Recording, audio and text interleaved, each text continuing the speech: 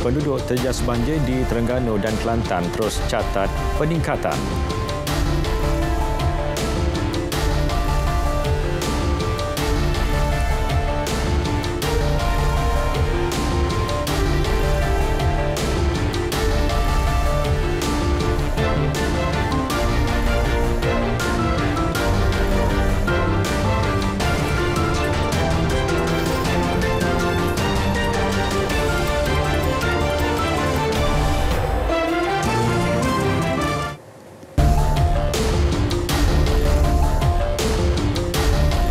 Assalamualaikum, salam keluarga Malaysia, bersama saya Muhammad Shah Musa dalam berita tengah malam. Penduduk terjejas banjir di Terengganu dan Kelantan terus mencatatkan peningkatan apabila hampir 26,000 penduduk dipindahkan setakat pukul 11 malam tadi. Berdasarkan portal info bencana Jabatan Kebajikan Masyarakat JKM, sebanyak 120 pusat pemindahan sementara PPS dibuka di dua negeri itu membabitkan 7,376 keluarga. Keadaan itu berbeza berbanding laporan setakat pukul 9 malam apabila hanya 25,453 penduduk daripada 7,197 keluarga berlindung di PPS. Di Terengganu sehingga pukul 10 malam, 17,112 penduduk ditempatkan di 91 PPS berbanding 16,756 pada lewat petang sebelumnya. Sekretariat Jawatankuasa Pengurusan Bencana Negeri memaklumkan ketika ini 7 daerah di negeri itu masih terkesan kecuali daerah Marang yang telah pulih sepenuhnya. Kemaman masih merekodkan penduduk terjejas paling ramai iaitu 8,902 di 27 PPS. Di Hulu Terengganu turut mencatatkan peningkatan dengan 3,795 penduduk terjejas di 20 PPS. Dalam masa sama, daerah Dungun merekodkan pertambahan penduduk terjejas seramai 2,749 di 24 PPS. Daerah Kuala Terengganu, Kuala Nerus, Besut dan Setiu pula merekodkan 1,616 penduduk terjejas. Sementara itu, Kelantan pula mencatatkan 9,025 penduduk terjejas banjir yang ditempatkan di 30 PPS membabitkan 2,992 keluarga.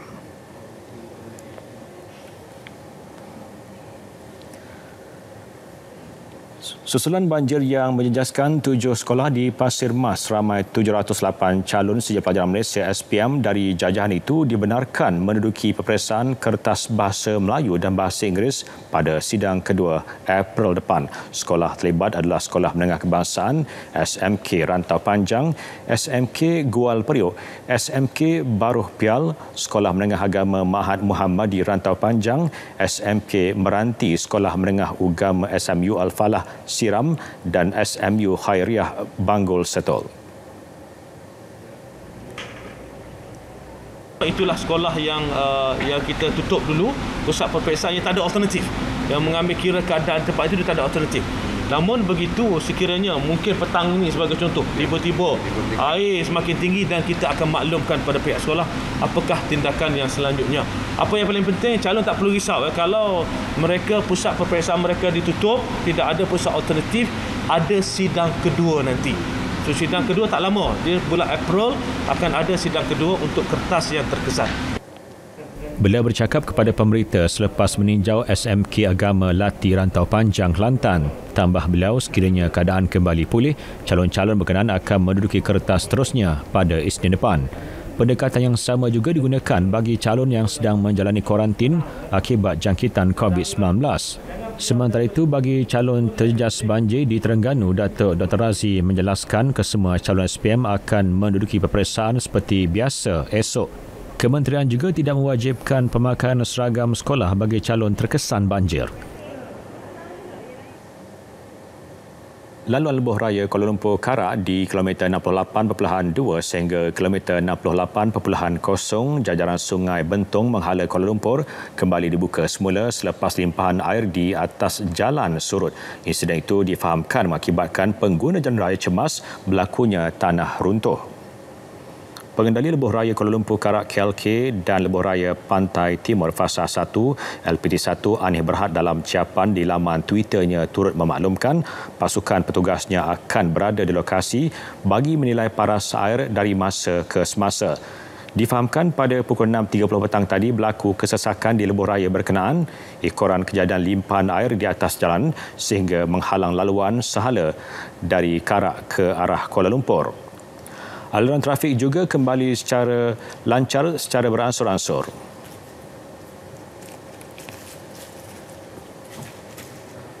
Kerajaan sentiasa berusaha memastikan rangkaian internet di seluruh negara akan terus ditambah baik. Ia susulan liputan kemudahan itu di beberapa tempat dan kawasan masih berada di tahap belum memuaskan. Jelas Menteri Komunikasi dan Multimedia Tan Sri Anwar Musa, ia disebabkan pelbagai faktor antaranya keperluan pembinaan menara tidak mencukupi, fiber optik tidak cukup dan lain-lain lagi.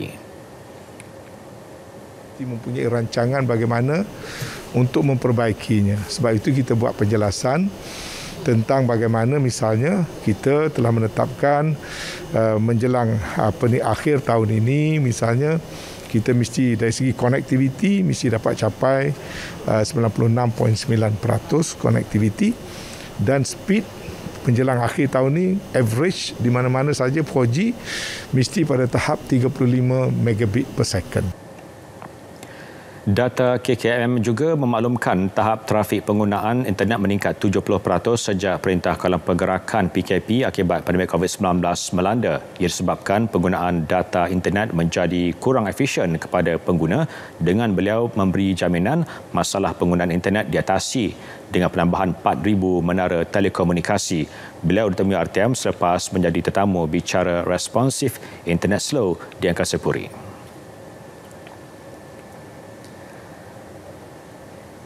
Kementerian Luar dan Kementerian Pengangkutan bekerjasama dalam meneliti beberapa negara luar berpotensi dimasukkan dalam skim laluan perjalanan lengkap vaksin VTL. Melalui skim itu, Malaysia setakat ini telah mendapat persetujuan dengan Singapura, Indonesia, Brunei dan Thailand. Menteri Kanan Pertahanan Datuk Seri Syamsuddin Tun Hussein berkata ia akan membolehkan keluar masuk membabitkan rakyat negara terlibat dengan Malaysia. Kementerian dan agensi-agensi berkaitan sedang sekarang ini memperincikan protokol termasuk pra-pelapasan dan ketibaan ke dalam negara. Februari lalu, Kabinet juga bersetuju untuk pembukaan sempadan negara dan tarikh pelaksananya akan diumumkan oleh Perdana Menteri Datuk Seri Ismail Sabri Yaakob. Ia sebagai langkah baru bagi membolehkan pelancongan negara yang terjejas akibat pandemik COVID-19.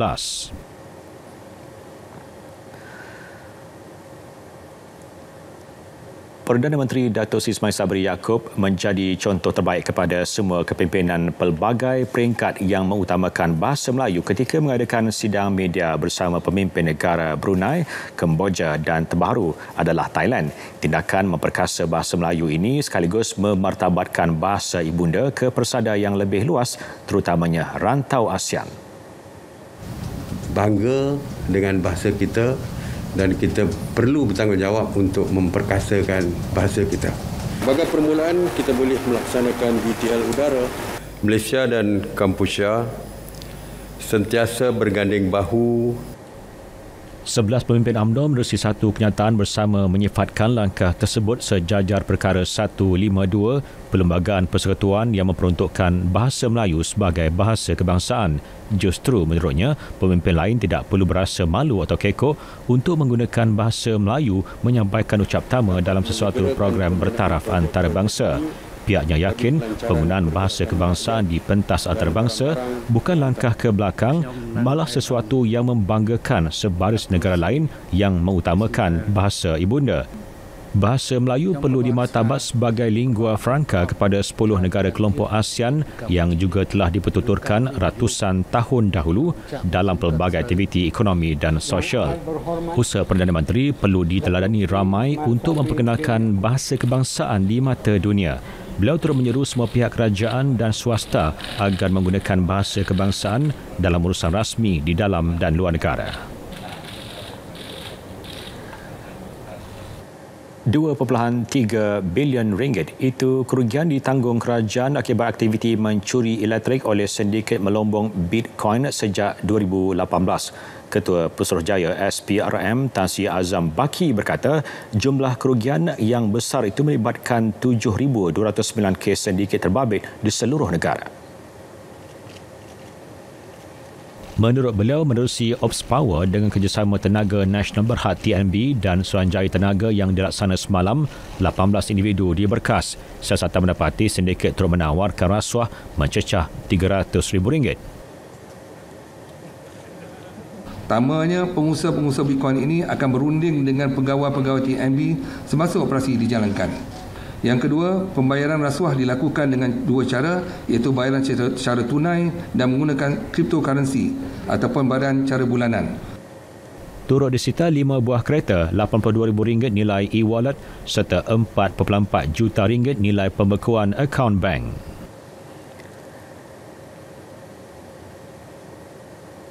Dalam perkembangan lain, Tan Sri Azam Baki memaklumkan SPRM membekukan aset di dalam dan luar negara milik bekas Ketua Pegawai Eksekutif CEO sebuah syarikat televisyen bersatelit. Ketua Pesuruhjaya SPRM Tan Sri Azam Baki berkata aset itu melibatkan wang dan hartanah bernilai kira-kira RM41.8 juta.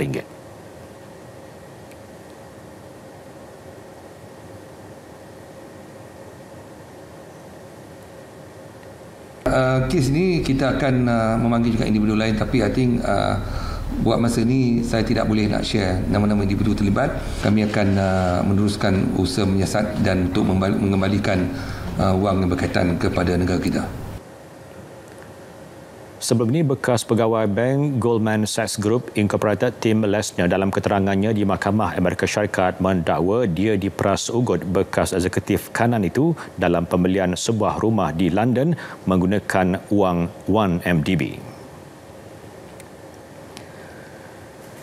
Sementara itu, kerajaan tidak akan melindungi sesiapa pun dalam isu rasuah. Tegas Perdana Menteri Datuk Seri Ismail Sabri Yaakob, kerajaan serius mengambil tindakan terhadap sesiapa sahaja yang terlibat.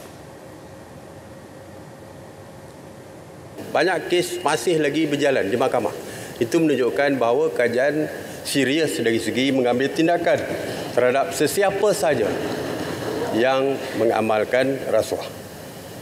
Begitu juga dengan perkara lain yang dibangkitkan oleh Yang Mohamad tadi. Jadi tidak ada, pihak kerajaan tidak melindungi sesiapa. Di dalam isu rasuah, pihak kerajaan tidak melindungi sesiapa. Sesiapa saja bertanggungjawab akan dihadapkan ke mahkamah dan mahkamahlah yang akan menentukan. Beliau menjawab pertanyaan tambahan Wakil Port Dickson Datuk Seri Anwar Ibrahim. Program pembasmian kemiskinan di seluruh negara akan diperkemaskan selepas satu nota jemaah menteri dibentangkan pada mesyuarat Kabinet dalam masa terdekat. Timbalan Menteri di Jabatan Perdana Menteri Ekonomi Datuk Edin Shazli Sid menegaskan agenda basmi kemiskinan tegar kekal menjadi keutamaan negara dan tidak akan terjejas oleh ketidaktentuan ekonomi global ketika ini. Fasa pertama, 80 lokaliti dengan bilangan keluarga miskin teramai di seluruh negara telah dikenal pasti. Jumlah lokaliti itu boleh berubah mengikut keperluan dan kesesuaian selain tertakluk persetujuan jemaah menteri. Saya percaya selepas nota jemaah menteri dan selepas nota ke bawah diri ini, jadi agenda ini akan lebih diperkemaskan dan menjadi keutamaan. Kita tunggu pengumuman yang akan dibuat oleh Yang Mohamad Perdana Menteri dan juga bagaimana proses pelancaran akan dibuat dalam tempoh dekat. Saya percaya dalam bulan ini, dikatakan bulan ini adalah proses yang pertama untuk melancarkan. Beliau berkata demikian pada sidang media program Back to School Anjuran Uthmaniyah Property Development Sdn Bhd di Shah Alam.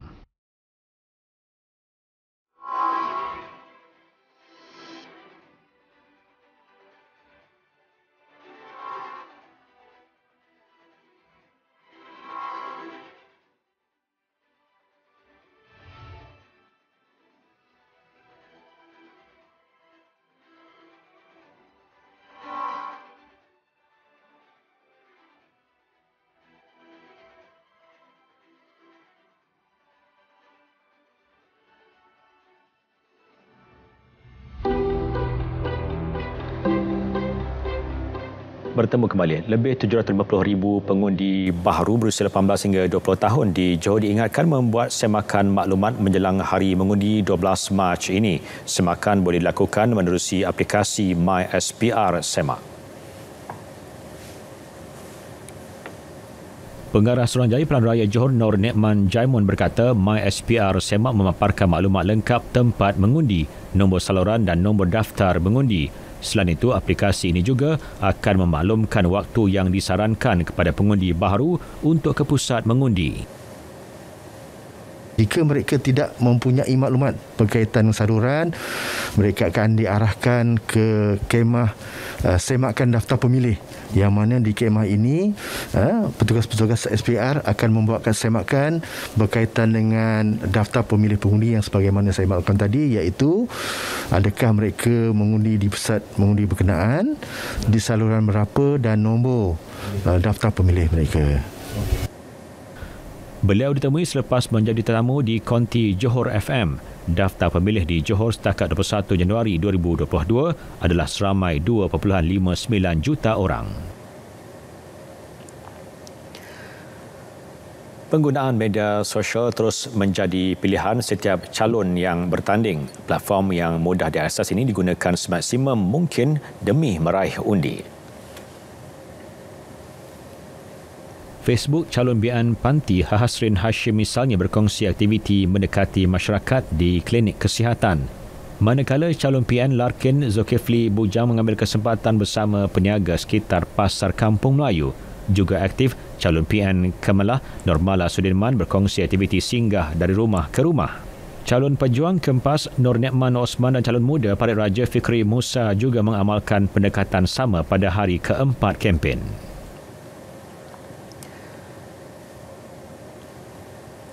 Isu berkaitan kemudahan awam serta peluang pekerjaan antara yang menjadi fokus utama calon bagi calon BN Perling, meski mengakui saingan calon lain tidak kurang hebatnya, namun beliau percaya pengundi di Perling akan memberi peluang kepada calon berkualiti untuk membela nasib rakyat. Petang tadi, Tan Hiang Ki melakukan tinjauan di sekitar Bandar Baru Uda. Saya memang selalu berkhidmat untuk semua rakyat lah. Jadi saya pun ada tim dan bergabung dari berbagai kaum. Kita memang sentiasa berkhidmat untuk semua kaum. Tak kira bangsa, tak kira kaum, tak kira agama. Beliau turut berterima kasih kepada kepimpinan tertinggi BN kerana memberi peluang kepadanya sebagai calon di Perling. Usah diulang kesilapan pentadbiran kerajaan negeri terdahulu ia seharusnya diambil iktibar oleh bangsa Johor, dan pelancaran ikhtiar BN Johor membuktikan strategi lengkap telah dirangka, hanya menunggu mandat daripada rakyat pada Pilihan Raya Umum Dewan Negeri 12 Mac nanti. Jelas pengerusi BN Johor Datuk Hasni Muhammad, ikhtiar BN ditawarkan khas buat pengundi setelah mengambil kira pelbagai cetusan idea gabungan pakar dan peneraju industri sebaik beliau mengambil alih kepimpinan negeri sebelum Dewan Negeri Johor dibubarkan. 22 bulan selepas PH mengambil alih tampuk kepimpinan negeri Johor, banyak perkara yang dibuat itu telah menjadikan Johor ke belakang. Kita hilang kedaulatan bila Batu Putih diserah kepada Singapura. Kita tak dapat nak buka sempadan kerana ataupun tidak dapat meneruskan ekonomi kerana Perdana Menteri Malaysia tidak mahu berjumpa dengan Perdana Menteri Singapura. Kita dapat melihat bahawa projek HSR yang tentunya penting kepada negeri Johor telah dibatalkan.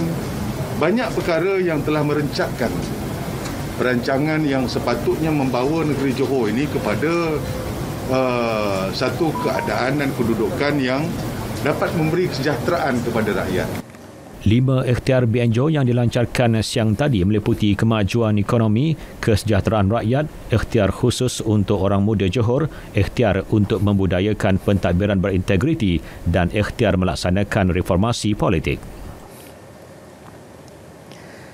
Tekad dan azam yang tinggi menjadikan usia bukan penghalang bagi sekumpulan 94 hufaz Al-Quran mengejar cita-cita mereka. Ia antara usaha pelajar itu yang merupakan calon persendirian SPM 2021 bagi program Fast Track SPM di Darul Hufaz Tati Skill DHTS. Taufik Adnan ada laporannya. Bagi Muhammad Amar Hasif Muhammad Kari, usia yang sudah berjangkau 26 tahun bukan penghalang. Pernah melanjutkan pengajian selama 3 tahun di Yaman, bekas penuntut Madrasatul Quran Kumang Bujuk ini bertekad untuk memperolehi keputusan cemerlang. Sangat mencabar juga bagi saya. Dan kena study lebih sikit daripada orang lain. InsyaAllah kalau dipanjangkan umur, saya akan lanjutkan pengajian ke peringkat yang lebih tinggi, kerana setiap kalau nak pergi ke bahagian kerajaan mestilah kena ada sijil semua sekali itulah. Ini diakui pasangan adik-beradik Muhammad Yusuf Adham Muhammad Nasar dan Anis Masyitah Muhammad Nasar. BSPM ini merupakan permintaan saya sendiri selepas sekian lama belajar di madrasah.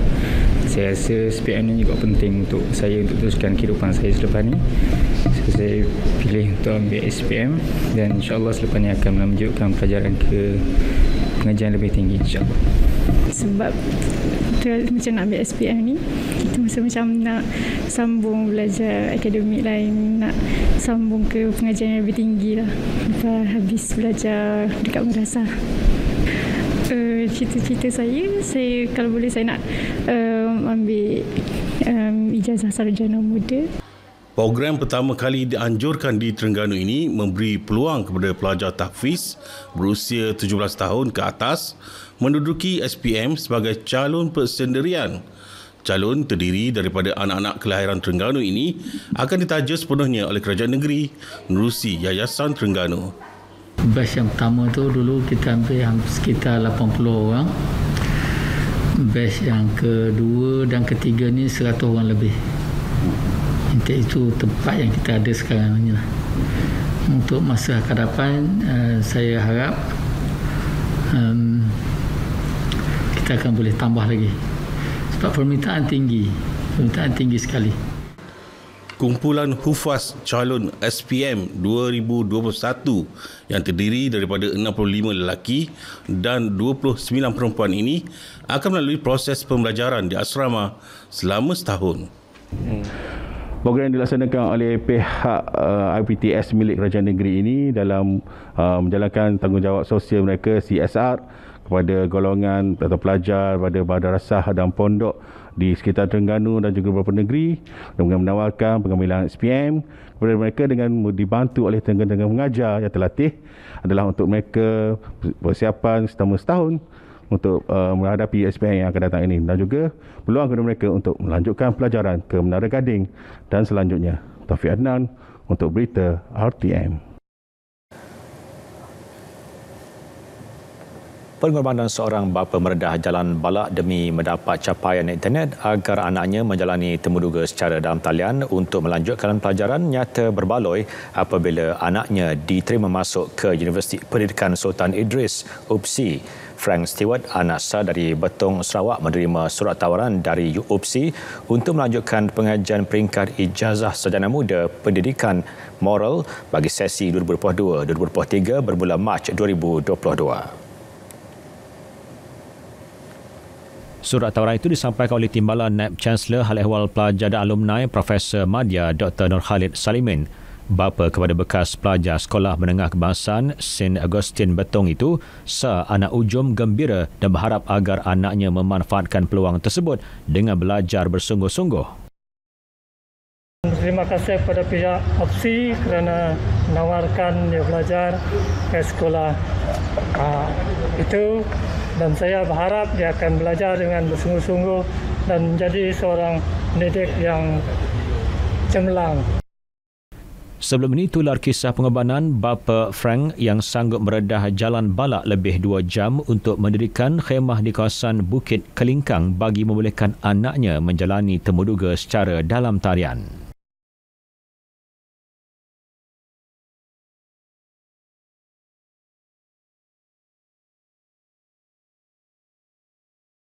Kini, jelajah aspirasi keluarga Malaysia ke selatan tanah air. Julung kali di negeri Johor Darul Takzim. Terdapat kaunter perkhidmatan pelbagai kementerian dan agensi terus kepada rakyat. Perolehi manfaat antaranya program Jamin Kerja Keluarga Malaysia, Jualan Keluarga Malaysia dan pelbagai gerai usahawan. Yo Orang Johor 3 hingga 5 Mac ini dari 9 pagi hingga 8 malam di Dataran Angsana Johor Bahru. Zahirkan impian. Ayo bangkit bersama. Aspirasi Keluarga Malaysia.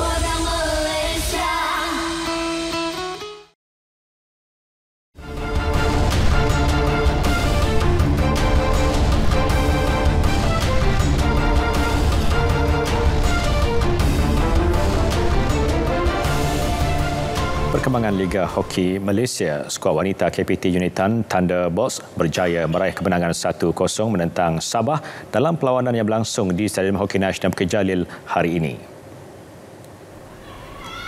Dalam saingan tersebut, gol tunggal perlawanan diperoleh pada minit ke-40 hasil penalti yang disempurnakan pemain KPT Unitan Thunderbolts Nurmaizatul Hanim Syafiq Sheikh Fuad. Kemenangan ini membolehkan KPT Unitan berkongsi mata bersama pendahulu Liga Negeri Sembilan yang kini dibezakan menerusi kelebihan jaringan. Sementara Sabah kini di kedudukan ketiga dengan 9 mata.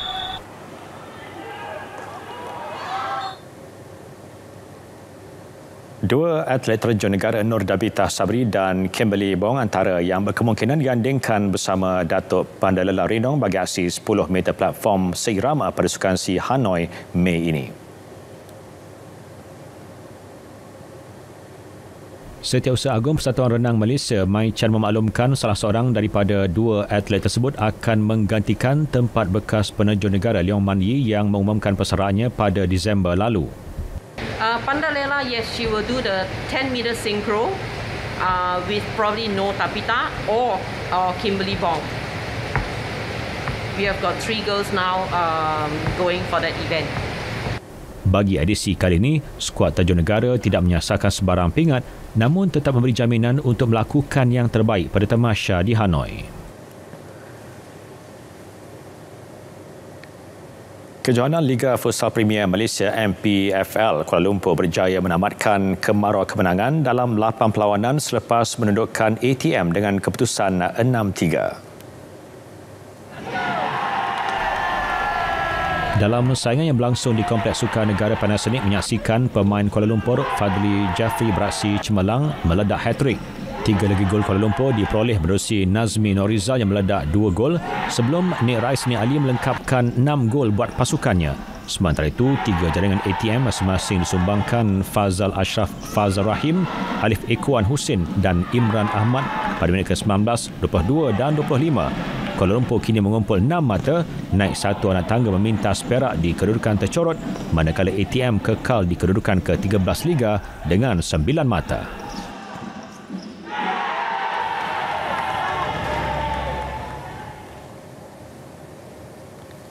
Berita tengah malam berakhir di sini. Dapatkan perkembangan sahih sepanjang masa melalui portal berita RTM di berita.rtm.gov.my. Saya Muhammad Shah Musa. Assalamualaikum dan salam keluarga Malaysia.